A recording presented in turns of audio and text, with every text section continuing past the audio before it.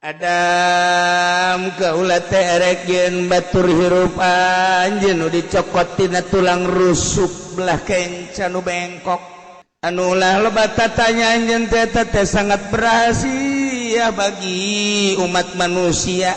Saha Gusti?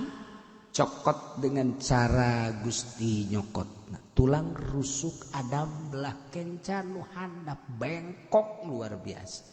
Nu cek Kangjeng Nabi eta teh lamun diantepkeun bengkok bae lamun dilempengkeun potong eta lah Hawa jeleg we aya Siti Hawa. Siti Hawa teh geulis anu luar biasa buukna ngangsar datang ka handap irungna mancung bulu matana ge bentik luar biasa senyumna bidadari nu aya di sorga eleh sinar Siti Hawa teh nyinaran sorga. Kangjeng Nabi Adam Gusti ari itu teh saha? Hawa.